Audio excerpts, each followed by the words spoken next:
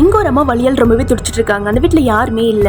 Help மீன்னு கேட்டோம், அங்க யாருமே வரல. ஆக்சுவலா இந்த அம்மா பிரெக்னெண்டா இருந்திருப்பாங்க, அதோட சேர்த்து கேன்சரும் இருந்திருக்கும். அந்த குழந்தையும் இப்படியோ பிறந்துடுச்சு. ஆனா அந்த குழந்தைய பார்க்க இவங்களுக்கு சுத்தமா பிடிக்கல.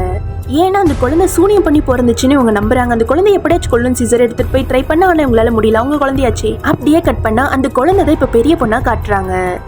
ஸ்விம்மிங் பூல்ல எல்லா கேர்ள்ஸும் பாலை போட்டு விளையாடிட்டு இருக்கப்போ இவ மேல வந்து விழுது. ஆக்சுவலா இவ ரொம்பவே பயந்தாங்கொழியா இருப்பா.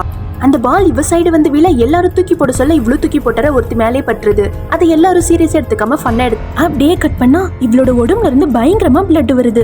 எல்லாரும் இவளை பார்த்து சிரிக்கிறாங்க. ஓ இது பீரியட்ஸ் அப்படின்னு சொல்லிட்டு சிலர் வீடியோவை எடுக்க செய்யறாங்க. இவ பெயின் தாங்க முடியாம பயங்கரமா கத்த டீச்சர் அந்த பிளேஸ்க்கு வந்து அவங்க தான் ஹெல்ப் பண்றாங்க. எல்லாத்தையும் கிளாஸ் ரூமுக்கு போ. அப்புறம் அம்மாவை வர வச்சு அம்மாவை வீட்டுக்கு கூட்டிட்டு போக சொல்றாங்க. அந்த பொண்ணு அம்மா கூட சேர்ந்து வீட்டுக்கு போயிடுறா. ஆனா போகும்போது ஏதோ ஒரு பதத்தத்தோட போறா.